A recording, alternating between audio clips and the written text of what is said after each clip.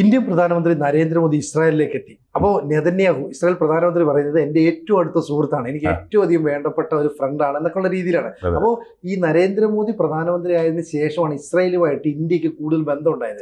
അതിനു മുമ്പുള്ള സർക്കാരൊക്കെ എടുത്തു കഴിഞ്ഞാൽ പലസ്തീനെ ചേർത്ത് പിടിക്കുന്ന ഒരു നിലപാടാണ് സ്വീകരിച്ചത് യാസർ അറാഫത്തിന്റെ കാലം മുതലാണ്. ഇപ്പോ ഈ ട്രംപ് ഇത്തരം ഒരു നിലപാട് സ്വീകരിക്കുന്നതിനകത്ത് മറ്റൊരു രാഷ്ട്രീയം കൂടെ ഉണ്ട്. അതായത് അമേരിക്ക എപ്പോൾ വേണേലും ഇറാനെ ആക്രമിക്കൂ എന്ന് പറഞ്ഞ് നിൽക്കുകയായിരുന്നു. പക്ഷേ മോദി അവിടെ ചെല്ലുന്നു, നെതന്യാഹുവുമായി കൂടിക്കാഴ്ച നടത്തുന്നു, ഇറാനെ ആക്രമിക്കുന്നത് കുറച്ച് വൈകിപ്പിക്കാൻ അമേരിക്ക തീരുമാനിക്കും. ഇതെല്ലാം കൂടെ കൂട്ടി വായിക്കുമ്പോൾ മോദി ഒരു വലിയ സ്റ്റാറായി മാറുകയാണ്. യെസ്, ഇൻ റിയാലിറ്റി അത് തന്നെയാണ്. പക്ഷെ ഈ മൈ ഫ്രണ്ട് എന്ന് പറഞ്ഞ് വിളിച്ച വേറൊരു അണ്ണാച്ചിനെ നമ്മൾ മറക്കാൻ പറ്റില്ല. ഓക്കെ, മൈ ഫ്രണ്ട് എന്ന് പറഞ്ഞ് കൂടെ കേട്ടിട്ട് പിന്നെ എന്താ ചെയ്തതെന്നുള്ളത് നമുക്ക് എല്ലാം വിവരമുള്ളതാണ്. പക്ഷെ നെവർദലെസ് നമ്മളൊന്ന് ചരിത്രത്തിൽ ഒന്ന് നോക്കിയാൽ 1930-40s ഹോളോകോസ്റ്റിന്റെ സമയത്ത് ഏകദേശം ഒരു 5000-ഓളം ജൂസിനെ ഇന്ത്യയിലേക്ക് കയറി വന്നു. നമ്മൾ സംരക്ഷിച്ചവരെ ഇന്ത്യയിലേക്ക് വന്നു, നമ്മൾ സംരക്ഷിച്ചാണ്. ഇനി ഇന്ത്യ എപ്പോഴെല്ലാം പ്രശ്നങ്ങളിൽ പെട്ടിട്ടുണ്ടോ, ഒരു ബോണ്ടഡ് ആൾക്കാർ പോലെ ഒരു ബോണ്ടിങ് ഉണ്ട് ഇന്ത്യ ഇസ്രായേൽ തമ്മിൽ. ആ ബോണ്ടിങ്ങിൽ ഇന്ത്യയുടെ എന്ന് സഹായത്തിന് ഇസ്രായേൽ ഉണ്ടായിരുന്നു. നെവർദലെസ് നമ്മളിപ്പോൾ ഒരു ഫാസ്റ്റ് സർക്കാരുകളെ അങ്ങ് പറഞ്ഞത് കറക്റ്റാണ്, എപ്പോഴും നമ്മളൊരു പാലസ്തീനിയൻ അനുകൂല നിലപാടുകളെ സ്വീകരിച്ചിട്ടുള്ളൂ, എക്സെപ്റ്റ് മോദിജിയുടെ ഗവൺമെന്റ് വന്നവരെ. പക്ഷെ ദേ സ്റ്റിൽ ലൈക്ക് പാലസ്തീനെ ഇസ്രായേലും വേണം എന്ന് പറയുന്ന ആൾക്കാർ തന്നെ എപ്പോഴും. നമ്മുടെ ഒരു മീറ്റിങ്ങിൽ നാം കൃത്യമായിട്ട് പറഞ്ഞിരുന്നു, ഇറാനെ ഇപ്പോൾ അമേരിക്ക ആക്രമിക്കാൻ സാധ്യത വളരെ കുറവാണെന്ന് പറഞ്ഞു. അത് അന്നത്തെ ഒരു ബോധ്യം. അതിൻ്റെ ആദ്യത്തെ കാര്യം, ഇദ്ദേഹത്തിൻ്റെ നമ്മുടെ ട്രംപച്ചായൻ്റെ ഐ കോൾ ഹിം ട്രംപച്ചായൻ്റെ നിൽക്കുന്ന കാലിൻ്റെ അടിയിലെ മണ്ണ് ഇളകിക്കൊണ്ടിരിക്കുക. സാമ്പത്തികപരമായിട്ടും സോഷ്യൽ ഇപ്പോൾ വേറെ പ്രശ്നങ്ങളൊക്കെ കയറി വരുന്നുണ്ട്. അദ്ദേഹത്തിൻ്റെ റവന്യൂ കുറയാൻ തുടങ്ങി പെട്ടെന്ന് സുപ്രീം കോടതിയുടെ ഇടപെടലൊക്കെ. ഇപ്പോൾ അദ്ദേഹം അത് കറക്റ്റ് ചെയ്യാനല്ലേ ശ്രമിക്കുക. നമ്പർ 1. തമാശക്കൂടെ ഞാൻ കേട്ട ഒരു സാധനം, വിമാനവാഹിനി കപ്പലിലെ ശൗചാലയങ്ങൾ വർക്ക് ചെയ്യുന്നില്ല എന്നൊക്കെ തമാശയുണ്ട്. അങ്ങനെയാണെങ്കിൽ നമ്മൾ സീരിയസ് ആണെന്നോ? അപ്പോൾ അങ്ങനെയാണെങ്കിൽ നമ്മുടെ ഒരു 10 മലയാളികളെ കൊണ്ടാൽ മതിയായിരുന്നു ഇതൊക്കെ സോൾവ് ചെയ്യാൻ. നമ്മളാണ് ഇതിന്റെ മാസ്റ്റേഴ്സ്. ഓക്കെ, അവിടുത്തെ സോൾജേഴ്സ് ഒക്കെ ഭയങ്കര ബുദ്ധിമുട്ട് പറയുകയും ചെയ്തു. നമ്മളൊക്കെ ഈസി ആയിട്ട് സോൾവ് ചെയ്യായിരുന്നു, അത് വളരെ ഈസി ആയിട്ട് സോൾവ് ചെയ്യാം. പിന്നെ മലയാളികൾ വേണമായിരുന്നു, ചുണക്കൊട്ടന്മാരോട് ഇഷ്ടം പോലെയുള്ളതാണ്. ജോക്ക് അപ്പാർട്ട്, എൻ്റെ ബോധ്യം എന്ന് പറയുന്നത്, ഇറാനെ ആക്രമിക്കാനെല്ലാം സെറ്റ് ചെയ്തിരുന്ന അമേരിക്കയ്ക്ക് ഒരു ഗ്രൗണ്ട് സപ്പോർട്ട് കിട്ടിയില്ലായിരുന്നു, especially from the Gulf region and the European region. നമ്മൾ ഇത്രയും കാലങ്ങളിൽ നമ്മൾ കണ്ട ഒരു യൂറോപ്പിനെയും ഗൾഫിനെ അല്ല ഇപ്പോൾ കാണുന്നത്. അത് താരിഫിൻ്റെയും ഒരു ജിയോ പൊളിറ്റിക്സിൻ്റെ ഒക്കെ ഭാഗമായിട്ടാണ്. Including Saudi Arabia, Qatar, UAE എല്ലാം പിന്മാറുമ്പോൾ അങ്ങനെ ഒരു ഗ്രൗണ്ട് സപ്പോർട്ട് ഇല്ല. അപ്പോൾ ആകെ കൂടി സഖ്യകക്ഷിയായിട്ട് പശ്ചിമ ഏഷ്യയിൽ ഉള്ളത് ഇസ്രായേൽ മാത്രമേ ഉള്ളൂ. Okay, so they were ready. Israel any day റെഡിയാണ്. അപ്പോൾ ഇത് ഒന്ന് ഡിലേ ചെയ്യാനോ അല്ലെങ്കിൽ ഇതൊന്ന് സോൾവ് ചെയ്യാനോ ഒരു ബയലാറ്റീരിയൽ ട്രേഡ്, ഒരു ബയലാറ്റീരിയൽ ടോക്കിലേക്ക് കൊണ്ടുവരാനോ വേണ്ടിയിട്ട് ആരാണ് സംസാരിക്കുക? യൂറോപ്യൻസ് പിന്മാറുന്നു, ഗൾഫിൽ ആരുമില്ല സപ്പോർട്ട് എന്ന് പറഞ്ഞപ്പോൾ ആരുടെയെങ്കിലും നല്ല ആൾക്കാരുടെ തലയിൽ ഉദിച്ച ബുദ്ധിയാണ് ഇന്ത്യയെ ഇറക്കുക എന്നുള്ളത്. അത് ഇന്ത്യക്ക് കിട്ടിയ ബഹുമതിയാണ്.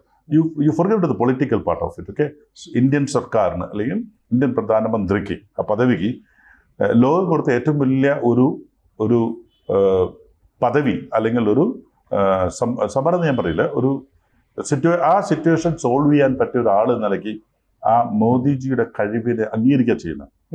I M not talking on the politics, I'm talking about prime minister of India. എന്തുകൊണ്ടാണ് അദ്ദേഹം അവിടെ പോയത്? എന്തുകൊണ്ടാണ് ഈ പ്രോബ്ലംസിൻ്റെ ഇടയിൽ ഇന്ത്യൻ പ്രൈം മിനിസ്റ്റർ ഇസ്രായേലിലെത്തുകയും അവർ വെൽക്കം കൊണ്ട്? ഞാനൊക്കെ TV കണ്ടതാണ്.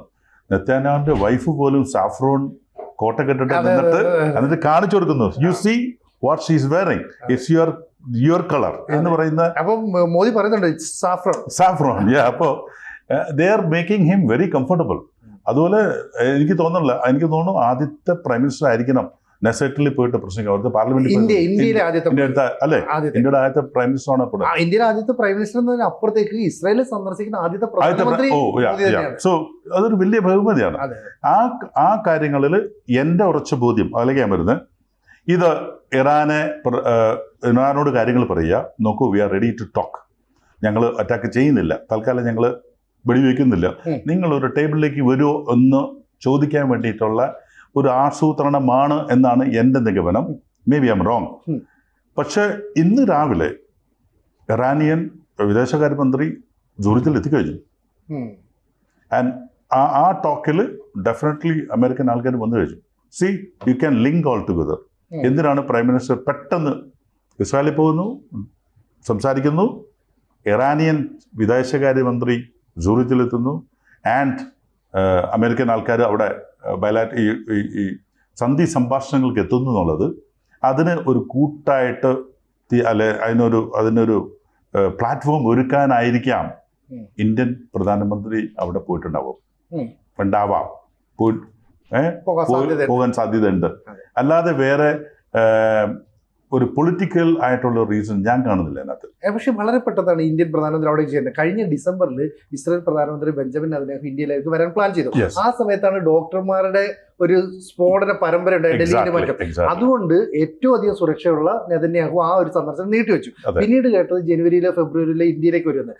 പക്ഷേ പിന്നീട് നെതന്യാഹു തന്നെയാണ് അവിടുത്തെ ജൂതന്മാരെ അഭിസംബോധന ചെയ്തിട്ട് പറഞ്ഞു 150 കോടി ജനങ്ങളുള്ള ഒരു രാജ്യത്തിന്റെ ഹീറോ നമ്മുടെ നാട്ടിൽ. അപ്പോഴാണ് നമ്മുടെ നാട്ടിലെ മീഡിയ പോലും അറിയുന്നത് മോദി അങ്ങോട്ടേക്ക് പോകുന്നത്. എക്സാക്ട്ലി. അപ്പൊ ഇതൊരു പെട്ടെന്നെടുത്ത തീരുമാനം തന്നെയാണ്. അതിന് എന്തൊക്കെ പറഞ്ഞാലും ആ ഒരു പദവി അല്ലെങ്കിൽ ആ പൊസിഷൻ അല്ലെങ്കിൽ എല്ലാവരും ഒരു സമാധാനത്തിന്റെ ഒരു പ്ലാറ്റ്ഫോമിലേക്ക് കൊണ്ടുവരാൻ ഇന്ത്യൻ പ്രധാനമന്ത്രി ചിലപ്പോൾ കഴിയും എന്ന വിശ്വാസത്തിലായിരിക്കാം ഈ ഗെയിം എന്നാണ് ഞാൻ വിശ്വസിക്കുന്നത്. ഇനി എനിക്കുള്ള ഒരു സാധനം, ഞാൻ ഇസ്രായേൽ പല പ്രാവശ്യം പോയിട്ടുള്ളതാണ്. എനിക്ക് ഇസ്രായേലുകൾ ഭയങ്കര ഇഷ്ടമാണ്. താനും ഇത്രമാത്രം സാഹസികരായിട്ടുള്ള, ഇത്രമാത്രം ബുദ്ധിയുള്ള, കൂർമ്മ ബുദ്ധിയുള്ള ആൾക്കാർ. You look at all the invention, ലോകത്തിലെ എല്ലായിടത്തും നോക്കിയാലും അല്ലെങ്കിൽ നോബൽ പ്രൈസുകളുടെ ലിസ്റ്റ് എടുത്ത് നോക്കിയാലും അതിന് ഏറ്റവും കൂടുതലുള്ള ജ്യൂസാണ്. ഓക്കെ, ആൻഡ് മോസ്റ്റ് ഓഫ് ഈ പേറ്റന്റ് കിട്ടിയതും നോബൽ പ്രൈസ് കിട്ടിയതും ഇസ്രായേലികൾക്കാണ്. So they are very very sharp people. എനിക്ക് വളരെ അടുത്ത കുറേ ഫ്രണ്ട്സുകളുണ്ട് അവിടെ, വളരെ കുടുംബ സുഹൃത്തുക്കളുണ്ട്. പക്ഷെ ഞങ്ങൾ പരമ്പരാഗതമായിട്ട് ഞങ്ങൾ പാലസ്തീനോട് കൂടെ നിൽക്കുന്ന ആൾക്കാരാണ്. Not Hamas, I repeat, not Hamas. We are always supporting Palestine. എൻ്റെ മകൾ അവിടെ പഠിക്കാൻ പോയതാണ്. ഒരു part of the students exchange പ്രോഗ്രാമിൽ ടെലവീവിൽ അവിടെ പഠിക്കാൻ പോയപ്പോൾ 6 മാസം അവളെയൊക്കെ പരിചരിച്ചതും സഹായിച്ചതും ഞങ്ങളുടെ കുടുംബ സുഹൃത്ത് ഒരാളാണ്, ഇസ്രായേലികളാണ്. ഞങ്ങൾക്ക് ഒരു 30 കൊല്ലത്തെ പരിചയമുള്ളതാണ്. പക്ഷെ we were always supporting Palestine എന്ന ഒറ്റ കാരണത്താൽ ഷീ റോട്ട് ടു ബി. അവിടുത്തെ ആ വീട്ടമ്മ എനിക്ക് എഴുതി, your daughter is no more welcome. You see they are very sharp model. പാലസ്തീനെ സപ്പോർട്ട് ചെയ്യുന്ന ഒറ്റ കാരണത്താൽ. അപ്പോൾ അത് കുഴപ്പമില്ല ഞങ്ങൾക്ക്. കാരണം അവരുടെ അഭിപ്രായം അവർക്ക് പറയാമല്ലോ, ഞങ്ങൾക്ക് ഞങ്ങളുടെ അഭിപ്രായം പറയാം. She even wrote back, no matter what we'll support only Palestine എന്ന് പറഞ്ഞു. അപ്പോൾ ഇതെൻ്റെ തലയിൽ കിടപ്പുണ്ടായിരുന്നു. അപ്പോൾ രസകരമായ സാധനം എന്ന് പറഞ്ഞാൽ, ഞാൻ കഴിഞ്ഞ കൊല്ലം സ്പെയിനിൽ പോയപ്പം ബാർസലോണയിലുണ്ടായിരുന്നു. അപ്പോൾ ഞങ്ങളുടെ കച്ചവട സംബന്ധമായിട്ട് പോയപ്പോൾ ഞാൻ ആഹാരം കഴിക്കാൻ പോയ ഒരിടം ഒരു പലസ്തീൻ്റെ ആയിരുന്നു. ജസ്റ്റ് ആകസ്മികമായിട്ട് സംഭവിച്ചാൽ. അപ്പോൾ ഞങ്ങളിങ്ങനെ സംസാരിച്ച് വന്നപ്പോഴേക്കും I asked him, do you have A flag off Palestine?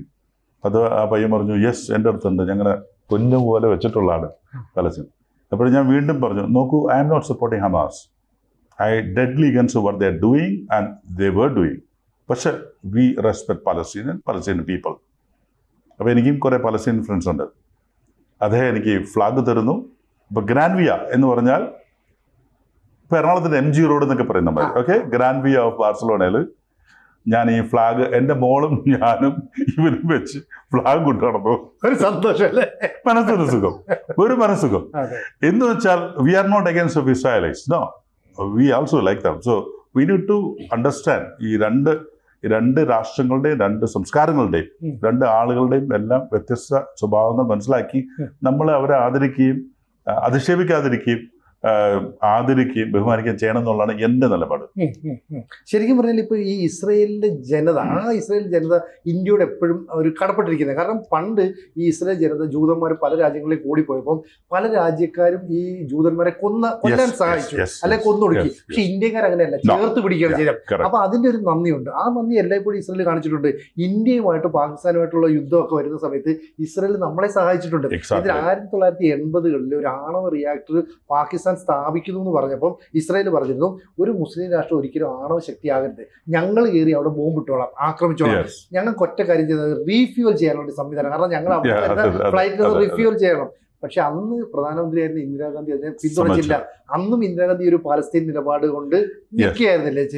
എനിക്കത് നല്ല ഓർമ്മയുണ്ട്. കാരണം യാസർ അറാഫത്ത് ഇവിടെ വരുന്ന സമയത്ത് ഇന്ത്യയിൽ വരുമ്പോൾ രാജകീയമായ വെൽക്കമാണ് ഇന്ദിരാഗാന്ധിജി കൊടുത്തിരുന്നത്, ഓർക്കുന്നുണ്ടോ? അപ്പോഴൊക്കെ ഒരു രാഷ്ട്ര തലവന്റെ എല്ലാ ബഹുമാനങ്ങളോടുകൂടിയാണ് യാസർ അറാഫത്ത് ഇന്ത്യയൊക്കെ സന്ദർശിച്ചത്. പാകിസ്ഥാന്റെ ഗ്രോത്തിനെ ഒരു പരിധി വരെ, അല്ലെങ്കിൽ ഗ്രോത്തിനെ തടയിടാൻ അവരൊക്കെ സംബന്ധിച്ചപ്പോൾ ഒരു പരിധി വരെ ആ അന്നത്തെ സർക്കാരുകളാണ് വേണ്ടെന്ന് പറഞ്ഞത്. അതിന്റെ ഇൻഫ്ലുവൻസ് ഡെഫിനറ്റ്ലി യാസർ അറാഫത്തിന്റെ ടീം തന്നെയാണ്. പക്ഷെ in reality I don't know how far is true, Yasser അറാഫത്തും അവരുടെ കുടുംബാംഗങ്ങളും they live like a kings. അതുകൊണ്ട് ഈ നിങ്ങൾ എപ്പോഴും പാവങ്ങളുടെയും ഈ പ്രശ്നങ്ങൾ പറയുമ്പോഴും അവർ റോയൽ, മറ്റു വശം എന്ന് പറഞ്ഞാൽ ദേ വർ ലൈക്ക് എ കിങ്സ്. ഒരു രാഷ്ട്രത്തലവന്റെ എല്ലാ രാജകീയ സുഖ സൗകര്യങ്ങളോടുകൂടി അദ്ദേഹം കഴിഞ്ഞത്. ആഡംബരത്തിന് വേറൊരു മുഖമായിരുന്നു. അതിനു വേണ്ടിയിട്ട് ഒരുപാട് ഫണ്ടിങ് പോയി എന്നൊക്കെ പറഞ്ഞ് വായിച്ചിട്ടുണ്ട് പല ബുക്കുകളിലും. പക്ഷെ പാകിസ്ഥാന്റെ പല പരിപാടികൾക്കും ഇന്ത്യൻ സർക്കാരിനെ കൊണ്ട് എതിർപ്പ് പ്രകടിപ്പിക്കേണ്ടതില്ല എന്നുള്ള തീരുമാനത്തിലെത്താൻ അന്നത്തെ പലസ്തീന്റെ ഭരണകൂടം വളരെ പ്രത്യക്ഷമായിട്ട് തന്നെ ഇടപെട്ടിരുന്നു എന്നുള്ളത് സത്യമാണ്. പക്ഷേ ഇപ്പൊ ഞാനിപ്പോൾ പറഞ്ഞു തരുന്ന കാര്യത്തിലുള്ളൂ, ഇപ്പൊ ഇസ്രയേലിലേക്ക് ഇന്ത്യൻ പ്രധാനമന്ത്രി നരേന്ദ്രമോദി പറയുന്നു, ചെല്ലുന്നു, നെതന്യാഹു ചേർത്ത് പിടിക്കുന്നു, ഫ്രണ്ടാണെന്ന് പറയുന്നു, നെസറ്റിൽ സംസാരിക്കുന്നു. മാത്രം നെസറ്റിൽ സംസാരിച്ച് കഴിയുമ്പോൾ മുഴുവൻ പേരും കൈയടിച്ച് എത്രയോ നേരമല്ലേ, അങ്ങനെ എല്ലാം ചെയ്ത് കഴിയുമ്പോൾ അസൂയ വരാൻ സാധ്യതയുള്ള ഡൊണാൾഡ് ട്രംപ് അല്ലേ, അമേരിക്കൻ പ്രസിഡന്റിന് കിട്ടാത്ത വലിയൊരു സ്വീകാര്യം. കാരണം അമേരിക്കൻ പ്രസിഡന്റ് ഇതേ നെസറ്റിൽ സംസാരിച്ചപ്പോൾ കുറച്ചൊരു കൂവൊക്കെ ചെയ്തു. അപ്പോൾ ഇവിടെ ഇങ്ങനെ ഒരു നിലപാട് സ്വീകരിക്കുന്നു. ഇറാനെ ആക്രമിക്കാനായിട്ട് പോകുമ്പോൾ ഇറാന്റെ പക്ഷത്തേക്ക് ഒരു ചായ്വ് ഇന്ത്യക്ക് എല്ലായ്പ്പോഴും ഉണ്ട്, ട്രേഡുമായി ബന്ധപ്പെട്ട്.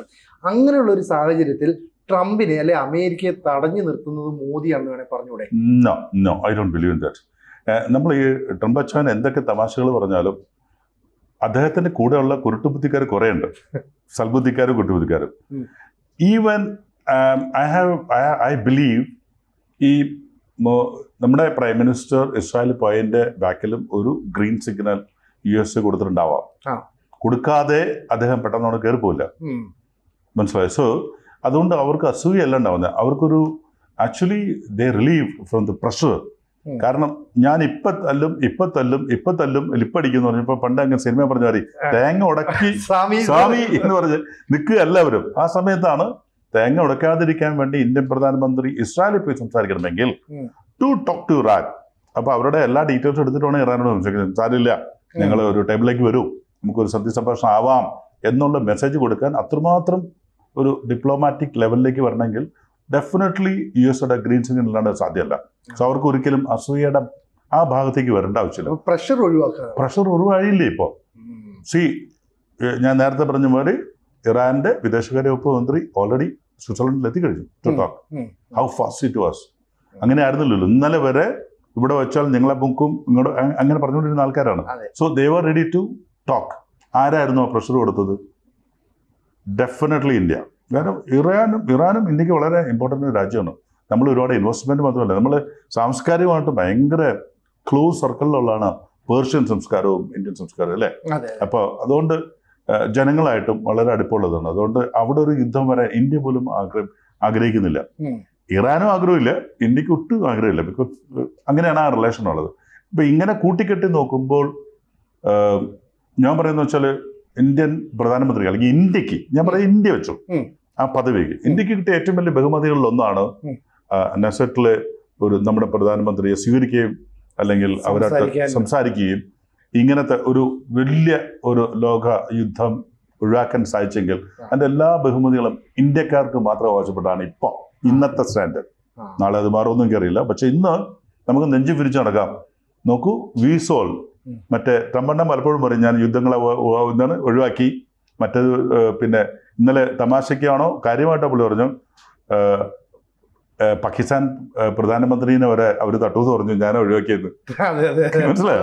അങ്ങനെയൊക്കെ പറയുന്ന ഒരാളുടെ ആ ഒരു സിറ്റുവേഷനിൽ നിന്ന് ഇറാനും അമേരിക്കയും തമ്മിലുള്ള ഒരു വലിയ, അല്ലെങ്കിൽ ആ ട്രയാങ്കിളിൽ അമേരിക്കയും ഇസ്രായേലും ഇറാനും തമ്മിലുള്ള ഒരു വലിയ ടെൻഷൻ മൊമെന്റ് റെഡ്യൂസ് ചെയ്യാൻ ഇന്ത്യക്ക് കഴിഞ്ഞിട്ടുണ്ടെങ്കിൽ ആ യാത്ര കൊണ്ട് അത് ഉപകരിച്ചിട്ടുണ്ടെങ്കിൽ ഇന്ത്യക്ക് കിട്ടുന്ന എല്ലാ ബഹുമതികളാണത് എന്നാണ് എൻ്റെ വിശ്വാസം.